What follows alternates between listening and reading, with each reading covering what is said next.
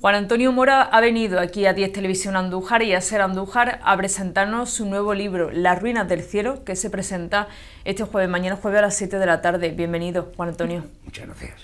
Bueno, ¿sobre qué trata esas ruinas del cielo? ¿Qué se van a encontrar los lectores? Fundamentalmente es un libro de poemas de amor, pero también hay pinceladas de cuestionamiento social, poemas, un poema ecologista.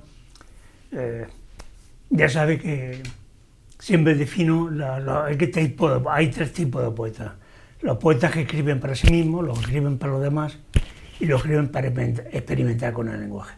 Yo no escribo para experimentar con el lenguaje. Lo que pasa es que este libro, cuando uno empieza, lleva mucho tiempo escribiendo, en el caso concreto mío, yo tengo 73 años ahora, llevo escribiendo desde los 15 años, entonces te salen cosas nuevas, espontáneamente, sin que tú lo quieras. Entonces, este libro es un libro de lírica breve, versos cortos.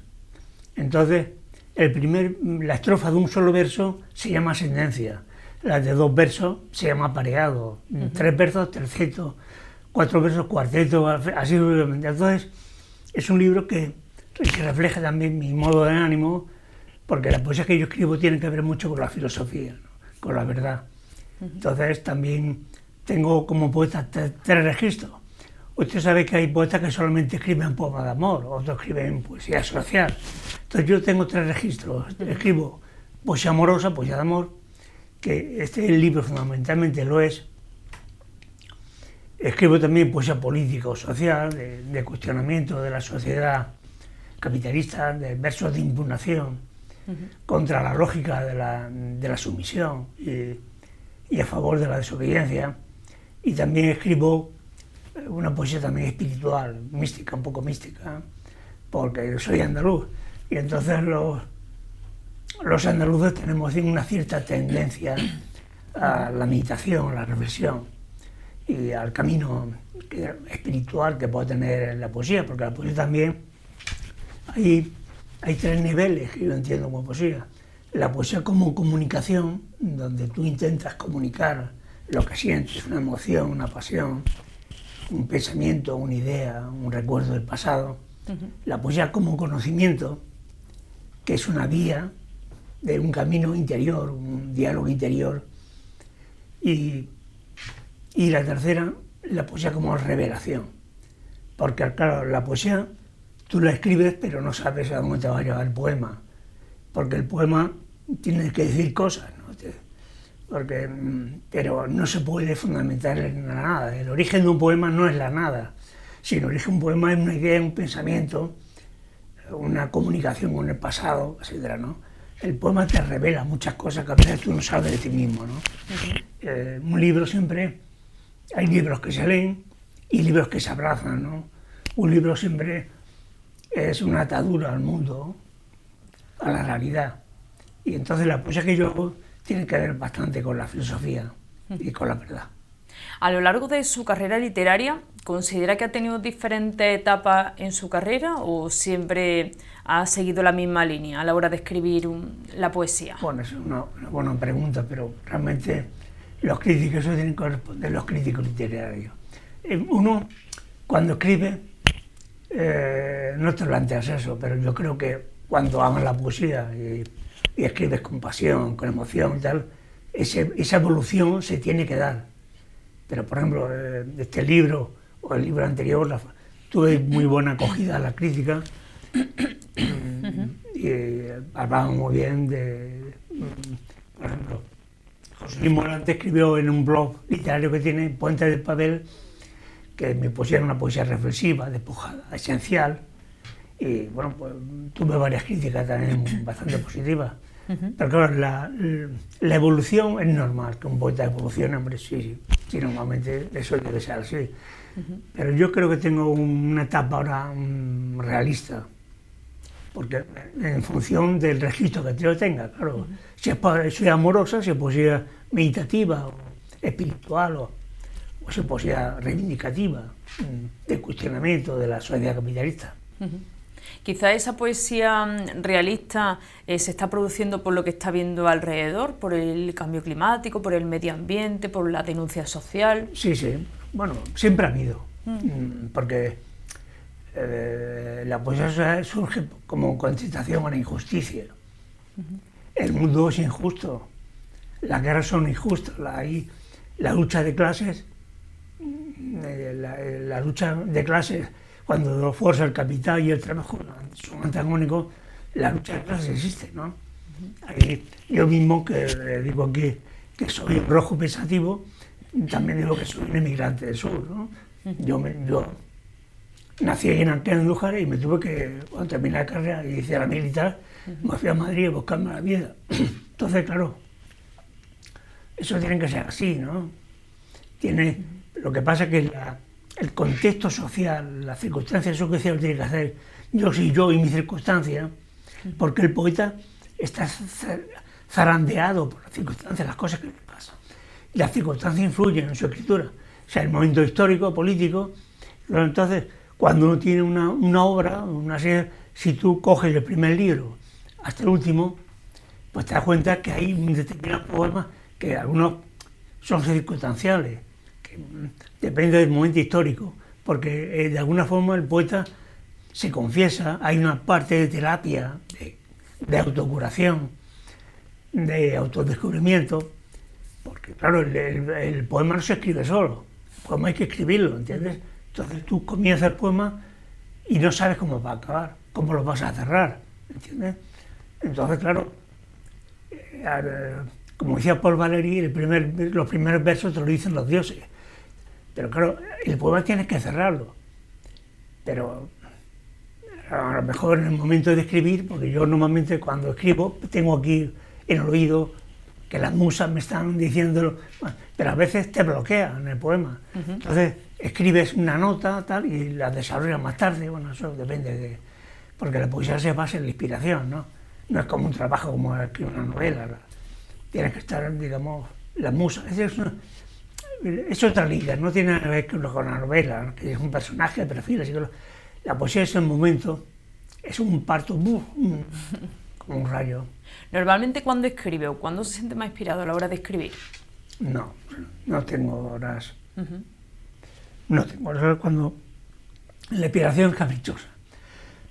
Lo mismo me viene en la cama, o en el sofá, o en la calle, o en un parque, andando, por ejemplo, que yo soy una persona que me gusta andar la idea, como dice Nietzsche, las ideas vienen caminando, ¿no? Yo vivo al lado de un parque y ando todos los días, un poquito y tal, y bueno, pues ve el paisaje, los parques, los abueletes sentados en el banco, las palomas, y bueno, y después las ideas tienen que venir, y si no vienen, pues apuntar la idea, y esa idea, después más tarde, más temprano, si te viene, la desarrollas, pero no sabes nunca, no, es un enigma. Escribir, en cierto modo, es un milagro, en cierto sentido, porque nosotros utilizamos las palabras, y las palabras están por ahí, por el aire, pululando, pero esas palabras el poeta las coge, las asocia, y después le da un contenido formal, ¿no? Pero nunca es un enigma, no sabe exactamente. ¿Qué le resulta más fácil? ¿Escribir poemas, por ejemplo, de amor, problemas realistas, de denuncia social? ¿Qué es lo que le resulta más fácil? No me resulta. Eso sí brota, porque claro, el tema es que te brota espontáneamente, no forzar. No. Cuando a veces cojo una idea y la escribo, la aparto, y cuando llega un momento, pues, la idea me viene, la desarrollo, pero eso no se puede afirmar, ¿no?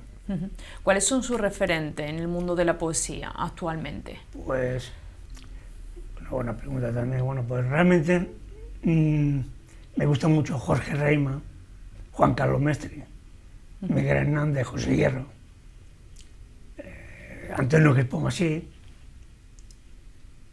Paul Celan, aunque es un poeta muy complejo, muy abstracto. Y yo no soy muy partidario de la poesía abstracta. A mí me gusta hacer una poesía concreta, realista, bueno, que despojada, porque uno tiene que ir buscando de alguna forma la esencia, ¿no? A veces es lo que intento hacer en este libro, pero sin yo darme cuenta del tema. Esto es lo que me salió. Decía, a veces, con pocas palabras, pues dices mucho más que muchas veces que tienes que plantearte, bueno, pues más largo y tal. Entonces, la lírica breve lo que expresa es la capacidad de síntesis que normalmente tiene un poeta, ¿no? Que sintetiza una idea y a veces, bueno, pues entonces los versos cortos, pues a veces, bueno, en el caso concreto de este libro es lo que me salió, ¿no? No es que yo me planteara, no es lo que a modo de diario, yo lo escribí en 12 días, este libro. Hay otros libros que tardan más, no sabe uno realmente. De los poetas que tiene como referente, ¿qué destacaría de su trabajo? ¿Qué características tiene el trabajo de algunos de los nombres que nos ha dicho? Pues mira, por ejemplo, José Hierro, que es una poeta, tuvo el premio Danay en el 1947, con Alegría, y Miguel Hernández, por ejemplo, tuvieron experiencias carcelarias, ¿me entiendes? Fueron represaliados por el franquismo. Entonces, José Hierro tuvo 5 años en la cárcel. Y, como digo aquí en un poema, decía José Hierro, ser ofendido por las palabras y por la disciplina. Todos los poetas que han tenido una experiencia carcelaria, como Garcilaso, Felipe León, Marcos Sana, que estuvo 20 años en la cárcel, León Felipe, Juan de la Cruz, todos tuvieron experiencias carcelarias. ¿Y qué pasa?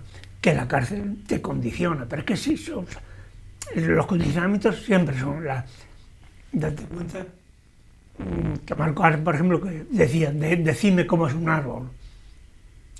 Estuvo 21 años en la cárcel, Marcos Arce. Cuando salía se mareaba, no podía. Entonces, Miguel Hernández, por ejemplo, los mejores poemas, a mi modo de ver, son los que escribió en la cárcel. Entonces, las circunstancias te condicionan bastante.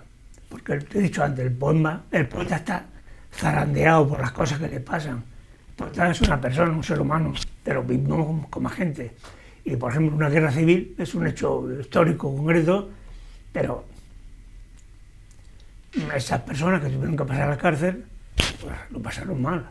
Pasaron hambre, tuvieron dolor, necesidades, y solamente tenían, bueno, los compañeros, pero claro, estaban en la cárcel, estaban en unas condiciones infrahumanas, además de las palizas que algunos les recibían, ¿no?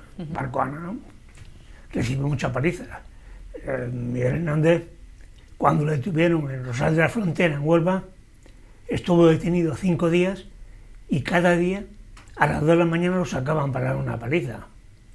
Eso, lógicamente, estamos hablando de un dolor físico, pero ese dolor físico también tiene consecuencias psicológicas.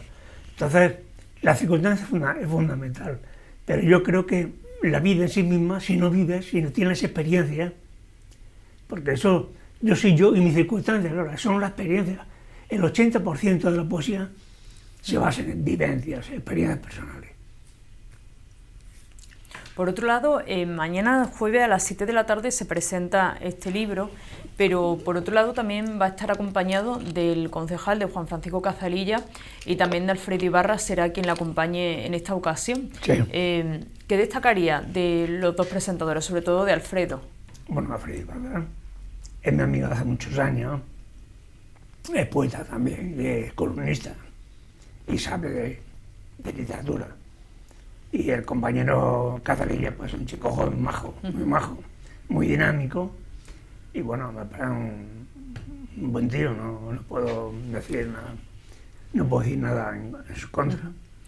Quiero hablar también de su obra, porque no es el primer libro que publica, sino que tiene una amplia trayectoria. ¿Cuáles han sido algunas de las obras que se ha presentado? Pues mira, empecé, ¿qué dices? ¿La presentaría aquí?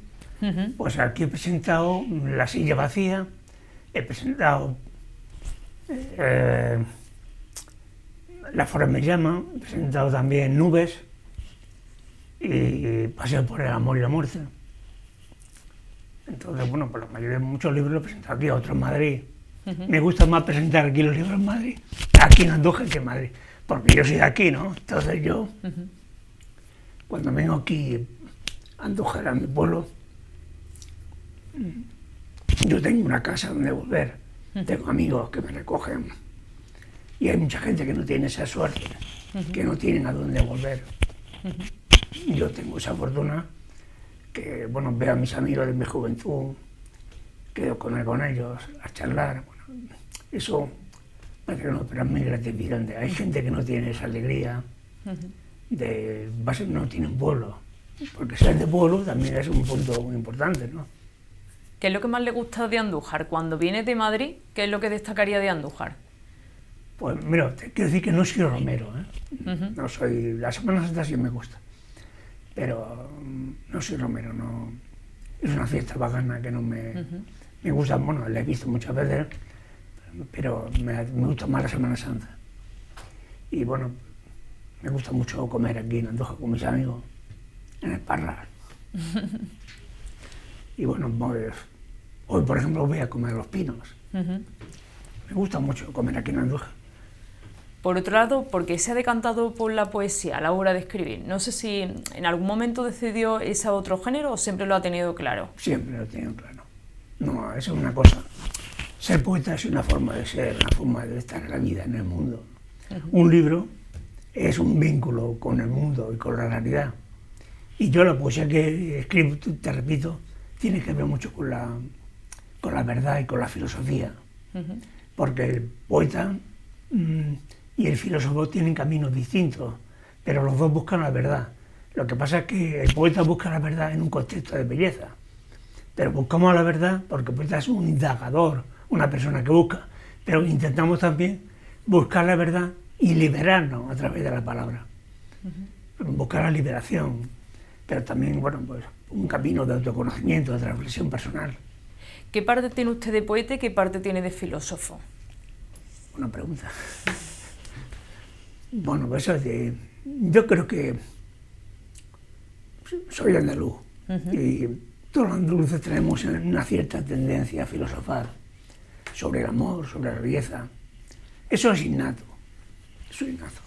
Preguntarte qué es soñar, qué es pensar, eso surge espontáneamente. A mí me ha gustado mucho siempre andar y pensar y filosofar con mis amigos. Dame muchas ideas, dialogando. Cuando uno dialoga con los demás, también tiene que dialogar consigo mismo, hablar con uno mismo, ¿no? Entonces, eso es una cosa innata, no te podía, porque eso surge, ¿no? Espontáneamente, no es una cosa forzada. Entonces, yo tengo una pasión por la poesía, por escribir, por las palabras, y eso, no sé, es innato. Sí. ¿Cuáles son algunos de los amigos que tiene aquí en Andújar? Pues la verdad es que la mayoría de mis amigos, que no me gusta, porque yo soy de izquierdas, entonces, pero era estudiante, y claro, mis amigos, la mayoría son pequeños burgueses, pero bueno, eso no es, porque Carlos Marx también era burgués, Hegel era burgués, la mayoría procedemos de la pequeña burguesía, ¿no? Pero lo digo no como una amenaza a la sociedad, porque a mí siempre me ha preocupado más ser que tener. Pero lo que quiere decir que yo soy de izquierdas y la mayoría de mis amigos, algunos, son de derecha. Y bueno, pues, lógicamente lo respeto. Yo creo, ¿no?, que vota, tiene una acción de derecha, pero yo no es la mía. ¿Qué recomendación le daría a los jóvenes poetas? Bueno, yo creo que lo importante es vivir, tener experiencia, arriesgarse en la vida, porque en la vida no hay que ser cobarde, no hay que tener miedo al futuro y comprometerse, tener ideas, no digo ideología, tener ideas, porque la ideología es una palabra marxista que tiene un contenido bastante complejo. Entonces, lo fundamental es ser una persona honrada, ser coherente. O sea, que si dices una cosa, tu experiencia lo confirmen los hechos, ¿no? Que no seas una persona dispersa, que estés tocando un montón de cosas y no te centres en algo. Pero bueno, cada uno tiene que encontrar su camino personal, ¿no? Y eso yo creo que lo da el tiempo, la vida, las experiencias. Tras la publicación de este libro, Las Reinas del Cielo, ¿tiene algún otro proyecto, Juan Antonio, o está en mente? No, yo nunca proyecto nada, nunca proyecto nada. Las cosas salen, o te surgen, no me preocupa. Lo que quiero es vivir. Tengo 73 años y lógicamente lo que me preocupa es la salud, los problemas que tenemos de sanidad, de educación, con la privatización de la sanidad en Madrid. Yo vivo en Madrid, es horrible. La atención primaria es un desastre. Todo porque, claro, es que ya entramos en el terreno de la política, que a lo que decía Trotsky, si no te metes con la política terminará metiéndose contigo. Pero es que, claro, es que si no te atiendes, tú has estado toda la vida trabajando y después no tienes una sanidad pública como es debido, una atención primaria y tal, es que el problema de la salud es fundamental y la educación. Y son temas que yo creo que el Poder Central, el Gobierno, debería asumir esas competencias. Porque las comunidades autónomas, pues, en el caso concreto del PP, que tiene ideas muy claras sobre la privatización de la sanidad, hacer negocio con la sanidad, y eso es muy, iba a decir jodido, pero lo digo, porque eso la verdad es llenarse los bolsillos a costa de la salud de los españoles. Me parece una cosa muy... Yo, por ejemplo, que tengo 2 enfermedades, tengo diabetes tipo B, las 2, perdón, y arteritis temporal, o células gigantes, que estoy medicado, tomo pues la verdad es que te encuentras un poco, de esto también hablo, te encuentras un poco desamparado, como no respaldado, porque claro, que se privatice la sanidad es una cosa que nos cuesta tanto hacer para que se lucren unos señores, como el hermano de Ayuso, que se llevó 300.000 euros, o esta misma Ayuso, que su padre pidió un aval de 400.000 euros y no lo han devuelto. O sea, hay una impunidad, ¿no? Una impunidad que a mí me pone de los nervios. Bueno, también esto hablo, porque yo también cuestiono el sistema capitalista, ¿no? Con versos de impugnación, porque lógicamente no todo es dinero, ¿no? Hay otros valores, pero hay gente que está metida en política para hacer dinero, no por vocación con V, sino por vocación con B. Pues ya por último quiero que nos lea algunos de los poemas que podemos encontrar en su nueva obra, que se presenta este jueves a las 7 de la tarde en la Casa de la Cultura. Este libro está dedicado quería hacer mención a los amigos que tengo yo, pintores aquí en Andújar. Este número he tenido la colaboración de Juan Vicente Corcalever, que es amigo mío. Él ha hecho la selección de la obra, y de Rafael Toribio. Tanto Rafael Toribio como José Ramón Navarro son 2 pintores excelentes. José Ramón Navarro tiene una fuerza interior, intimista, una devoción, una fe, y sin embargo, Toribio, Rafael, es un poeta que tiene una luz, un colorido, una explosión de alegría, y son 2 pintores muy buenos.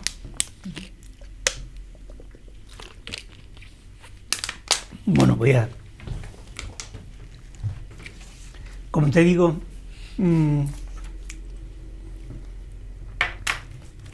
son poemas cortos, poemas breves.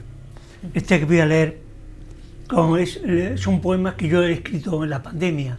En la pandemia, que es un tiempo detenido, un tiempo de reclusión, de confinamiento. He escrito 4 libros en ese periodo.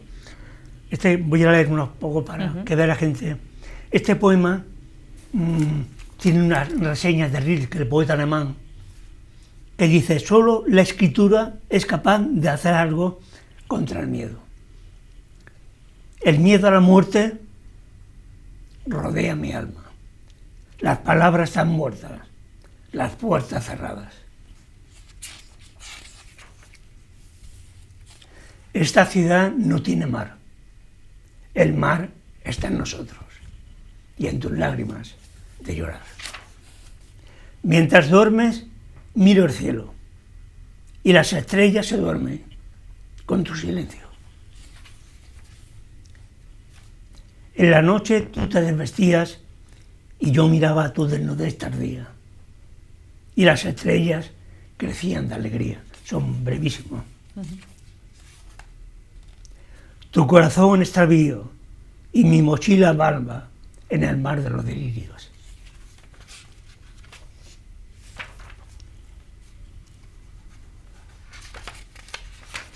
La noche es fértil cuando tú duermes conmigo. Descalza tú a las puertas del cielo. Yo te esperaba ansioso en jardines soñolientos.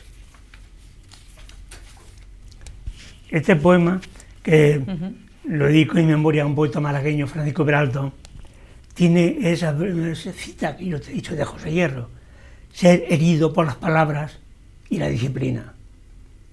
Verborrean los poetas oficiales, lejos de la palabra, lejos de la escritura. Este poema es muy breve. Mi padre, un árbol entre nosotros. Mi padre, un árbol entre nosotros. Me refiero a un árbol, no a las ramas, sino a la raíz, porque un árbol respira, no permanece.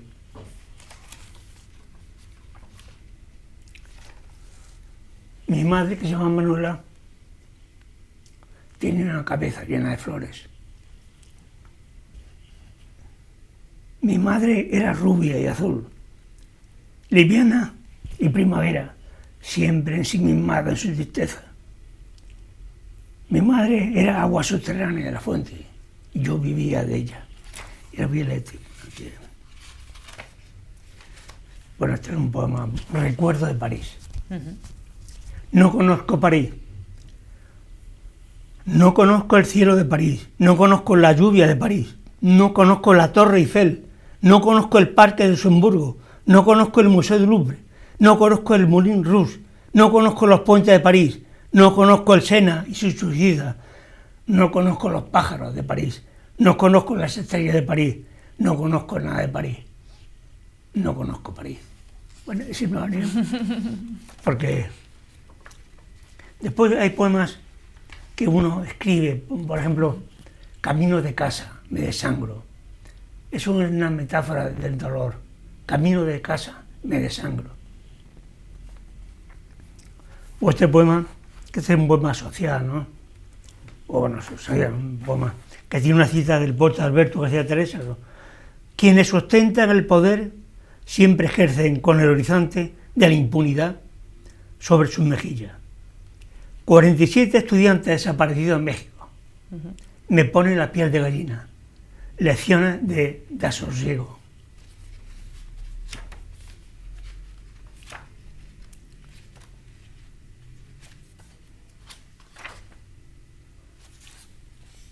Este es un poema, bueno, hay otro pequeñito. Desamparado, grito angustiado en la noche.